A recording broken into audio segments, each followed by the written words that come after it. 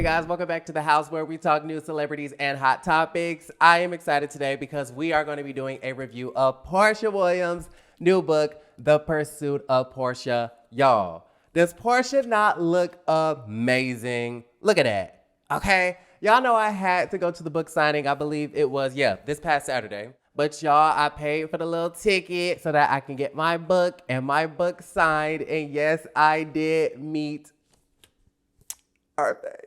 I'm gonna go ahead and put up some pictures and a video so that y'all can see me meeting my favorite. It was a lot of shady comments on social media talking about he must be in heaven right now.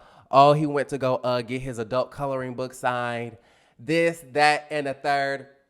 Can y'all stop being so damn rude? Okay, can y'all stop being haters, okay, in the chat, coming into the group chat, hating.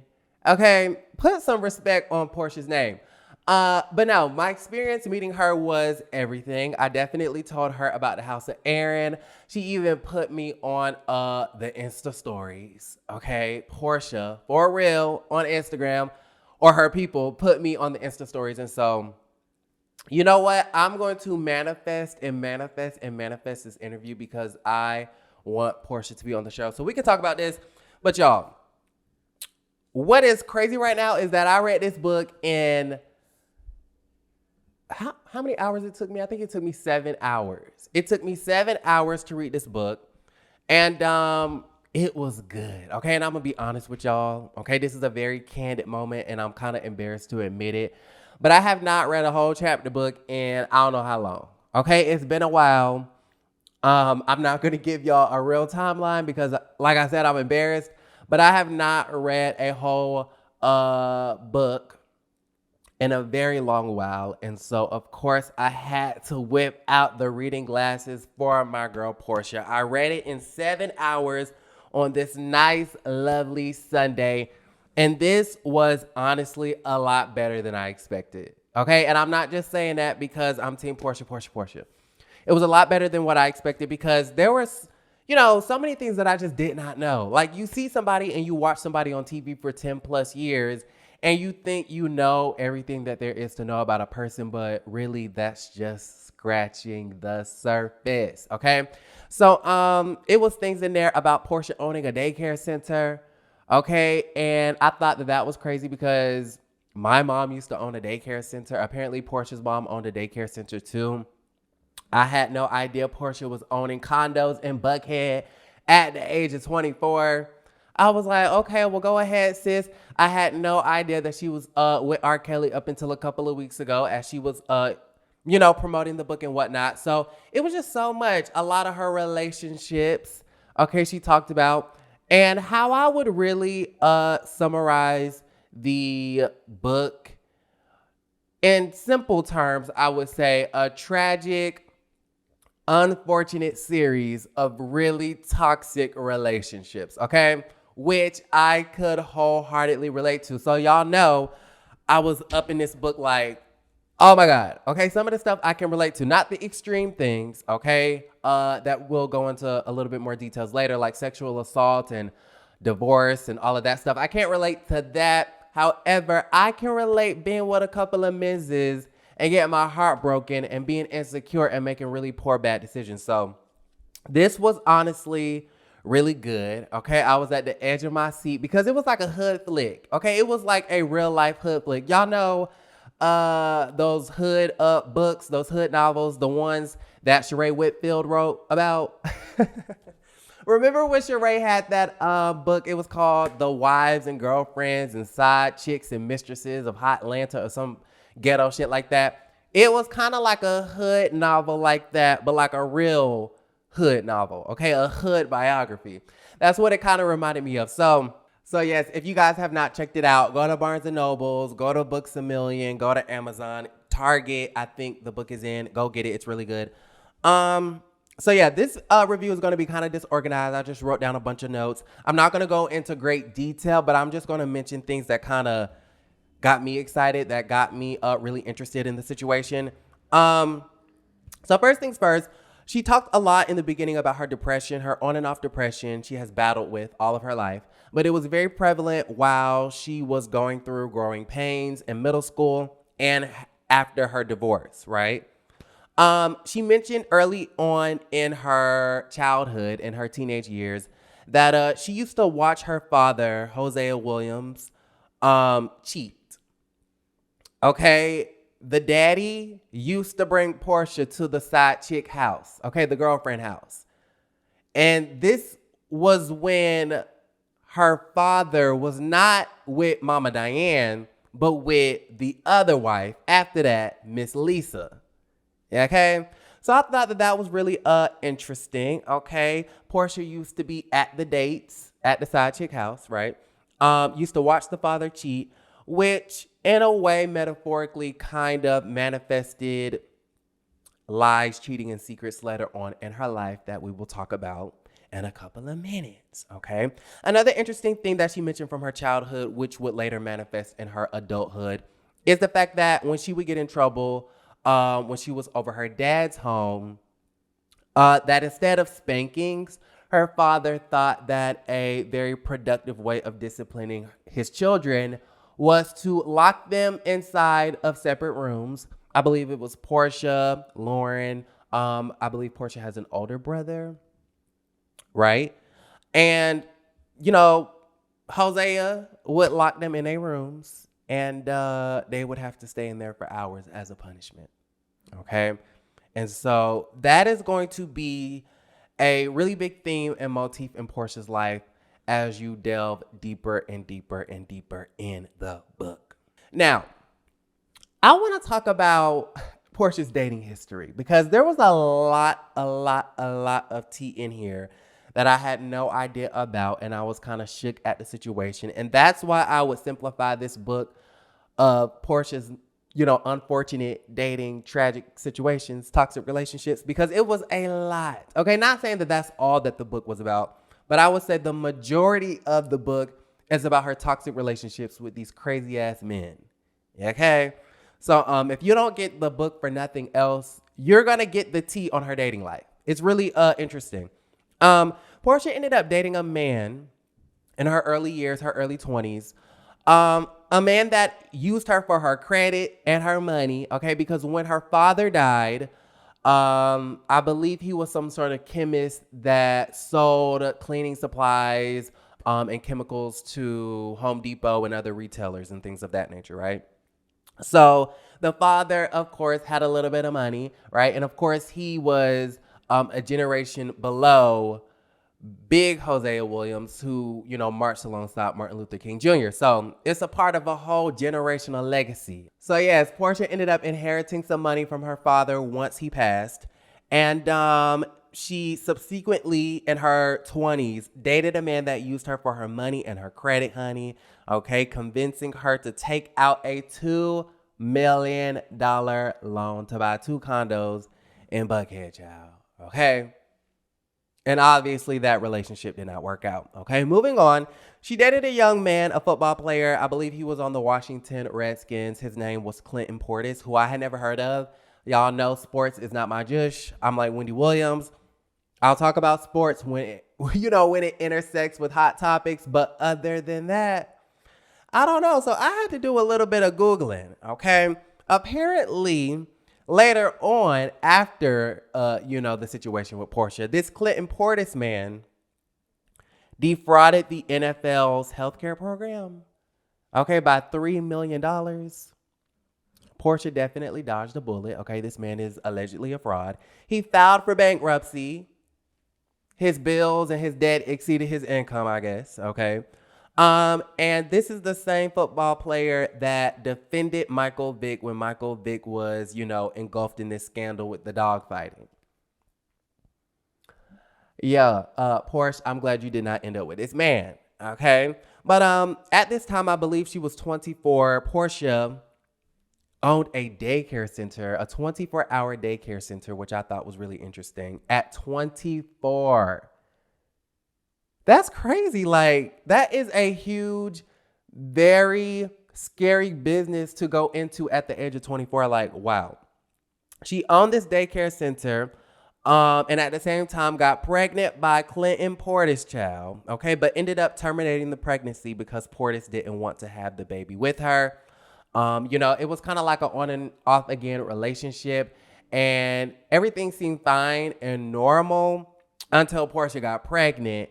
And then y'all know how men start acting. They just start acting funny. They start acting brand new, and it really wasn't a good situation. And after it was all said and done, the mama thought Porsha was tricking anyways, okay? Because I think he lived in Maryland or DC or something like that. And of course, Porsha was in Decatur or Atlanta. I don't know. I think she lived in Buckhead.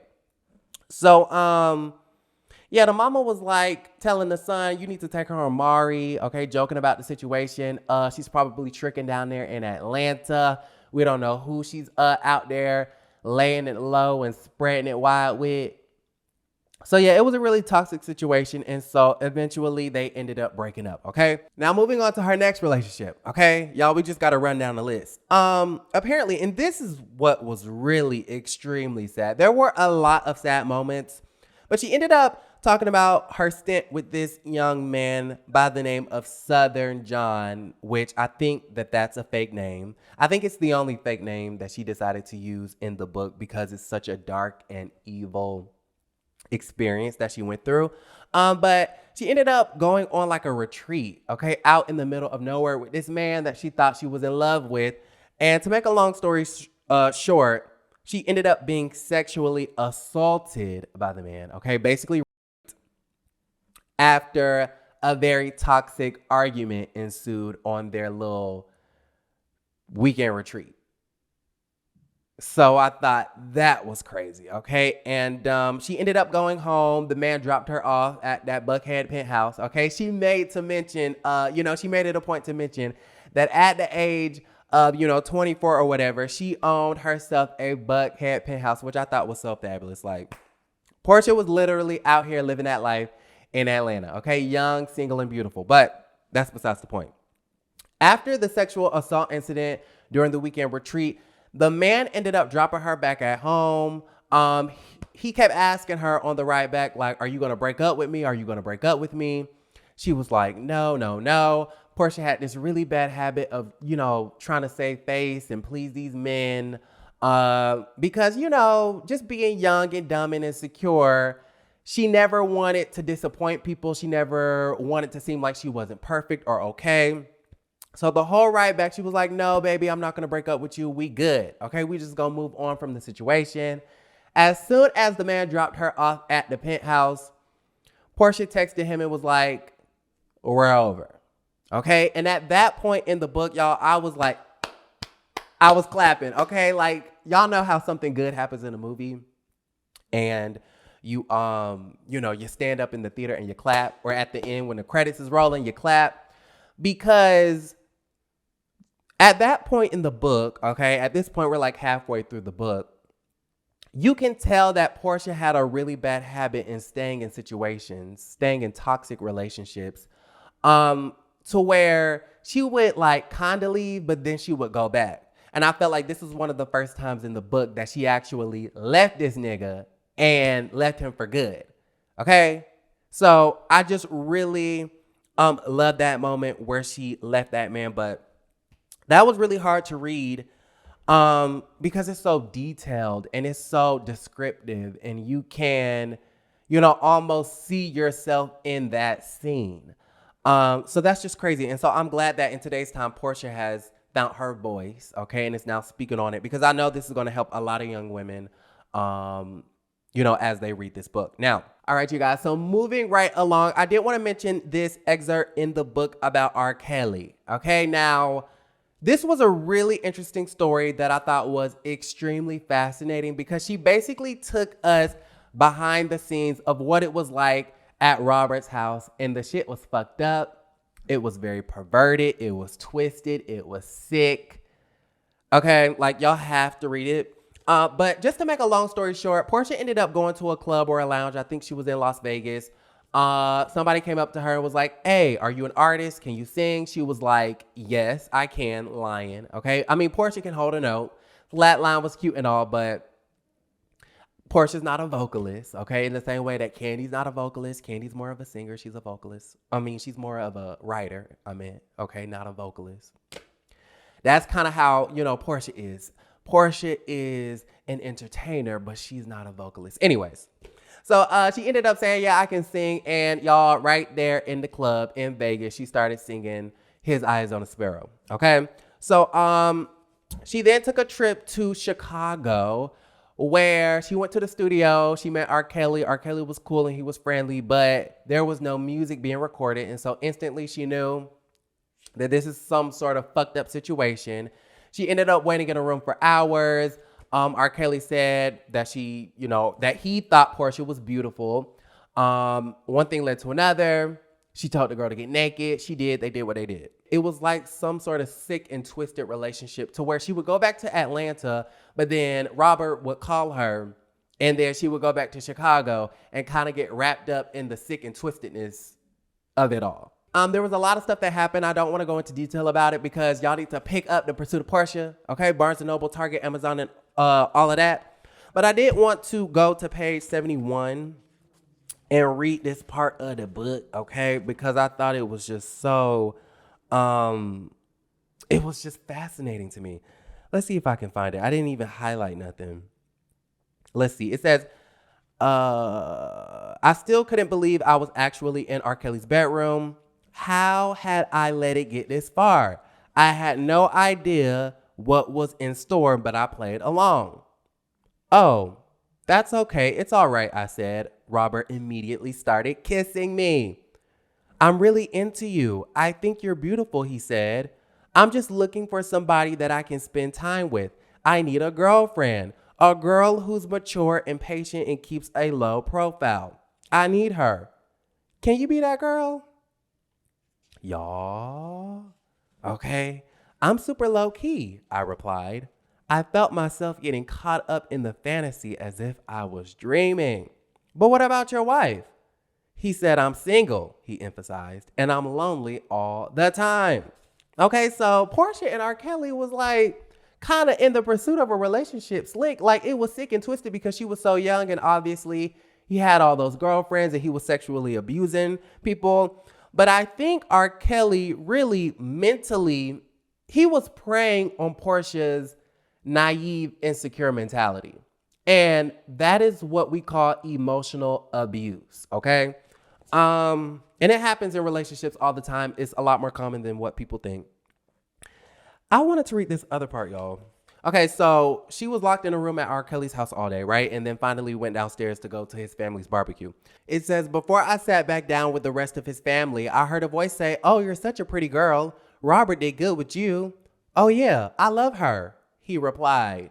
Okay, not R. Kelly saying he loved Porsha. I mean, we love her too, but you loving her a little bit in a way that we don't like, okay? Eventually, he turned his head to me and said, Porsha, I love you, man. You know I'm going to have a baby with you, right? Y'all. All right, you guys. So moving right along to Porsha's very toxic marriage to Cordell Stewart. Cordell ended up dating Porsha in the very beginning for 10 months, but he was engaged to his baby mama. I believe her name was Brandy the whole time. Okay, courting Porsha for 10 months, but was with the baby mama, and Porsha still married the man, right? Okay, this is the whole pattern. Cordell traded in the ex's ring for Porsha's ring once they got engaged, and Porsha still married the man. So what does this say about Porsha's mindset at this very current moment? Not that strong, okay? Not that smart yet, all right? Cordell convinced Porsha to give up her daycare, her career, okay? Give up being a businesswoman, give up her penthouse condo in Buckhead for the marriage. Okay, y'all ready for the pattern? Cordell bought them a new home, but of course, was Porsha's name on the deed?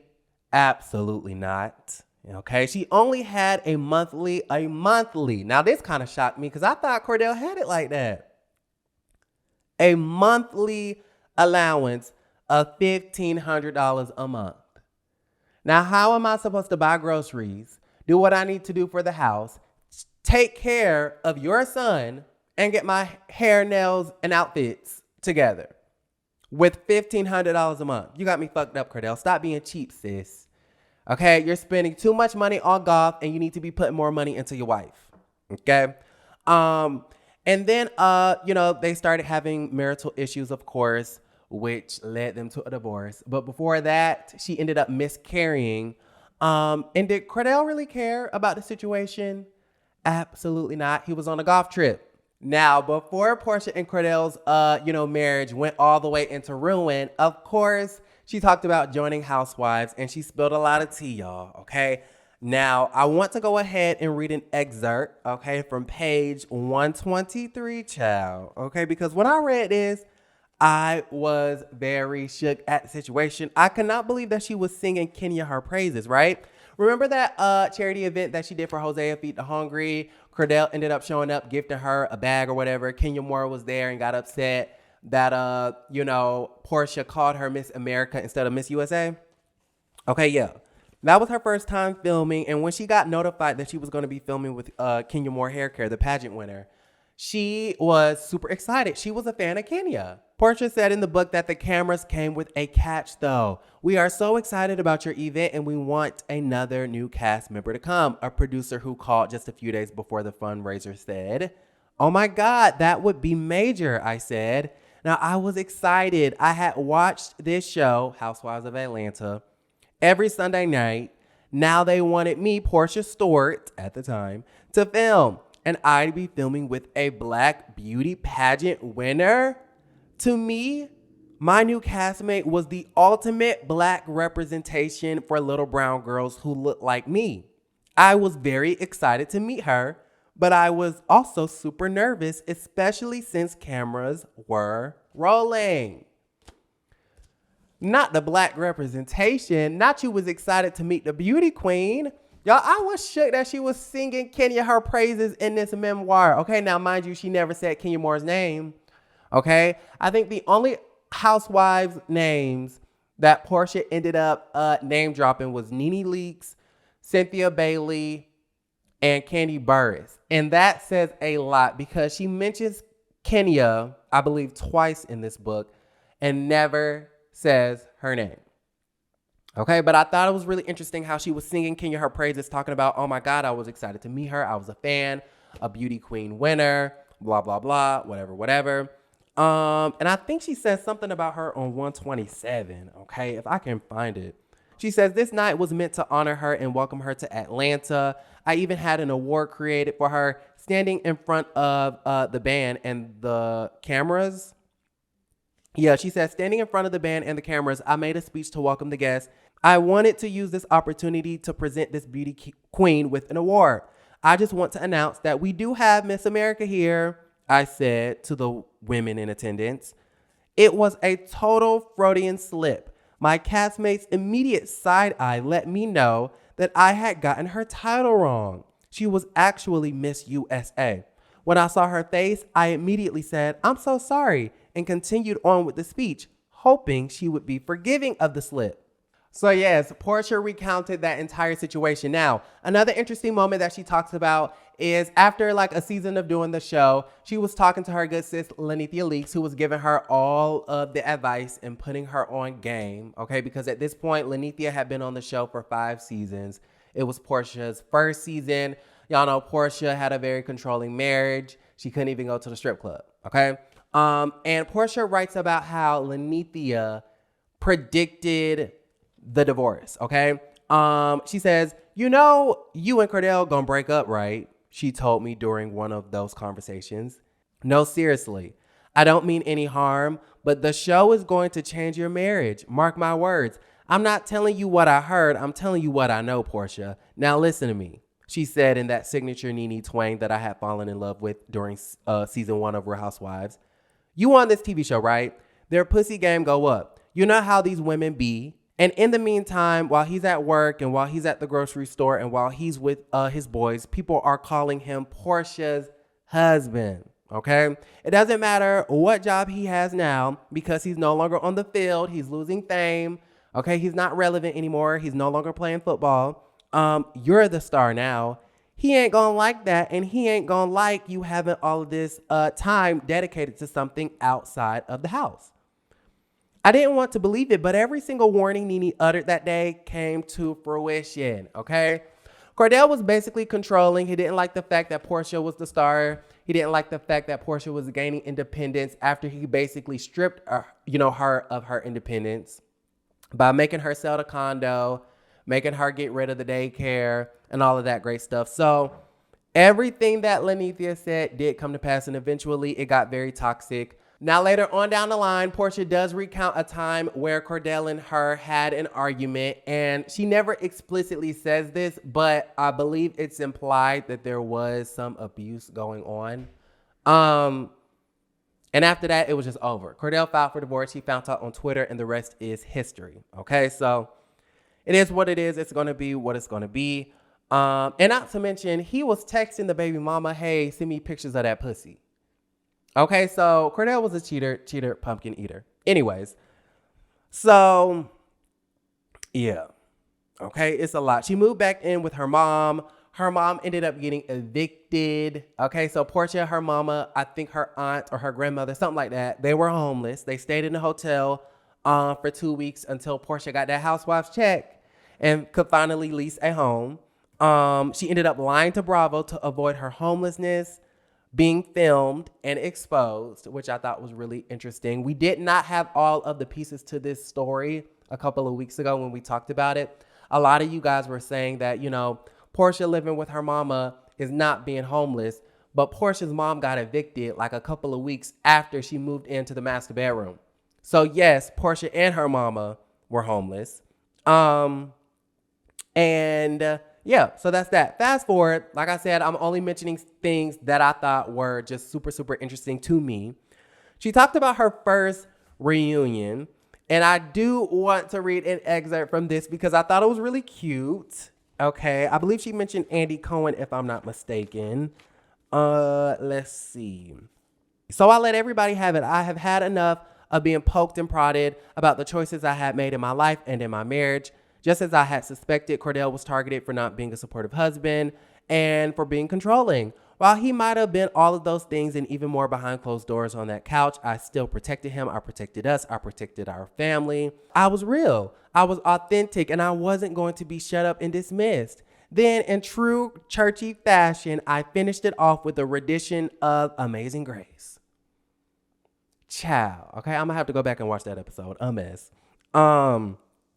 I was authentic and transparent that day, and that's what made Andy say, keep Porsha's entire 4-minute speech in the reunion. Her whole monologue, child, okay? Andy wanted all 4 minutes of it, and let's have her back on the show for another season, okay? Porsha secured that peach. Now, there is another part in the book where I believe she talks about Kenya and called Kenya a bully. Okay, and this is where we get the title from, all right? Because I believe I'm going to name this video Porsha Williams. Porsha Williams calls Kenya Moore a bully in new book. Messy with a T emoji, okay? Y'all know I'm just strategic like that with the titling. No, she says, I came out of character at the reunion. She's talking about, I believe, her second reunion where she got Coco and Chanel, okay, honey? And Kenya was with the scepter talking about some... you're a whore or you're a hoe, something she said, okay? Porsha says, I came out of character at the reunion and it regretfully taught me to never give my power to a bully again. Okay? She said, I'm not giving my power to the bully that is Kenya Moore Hair Care, aka Miss America. Okay? She don't get her title over here. Okay? You ain't gonna get it over here, sis. She says, although I'll always regret what happened and how she triggered me to step all the way out of my character, it was also revealed to me the power of my authenticity. I paid a price for that decision at the reunion. I was served with an arrest warrant, charged with a misdemeanor battery charge, and even had to take a mugshot, the most fabulous mugshot you've ever seen. Thank you very much. Okay, so y'all gotta read the book. Okay, read the book, honey, because it's interesting. It's a really good read. I read it, like I said, in I think like 7 hours, and I don't regret not 1 second of it. Go ahead and check it out. Like I said, it's available everywhere. Target, Barnes & Noble, Amazon. Go and get you a book. And I think she is still on a book tour if you want to go see her. So y'all let me know how y'all felt about the situation. If y'all read the book, let me know. It was a lot of gems being dropped, and I do appreciate it. Of course, she talked about her daughter. She talked about Dennis. She talked about, you know, giving birth, being a mother, growing into her womanhood. So yes, it was everything. So I'm going to go ahead and log off. I got to go ahead and watch Salt Lake City and Porsha Family Matters, honey. I will be recapping it tomorrow. So I love you guys. And don't forget to create a great day.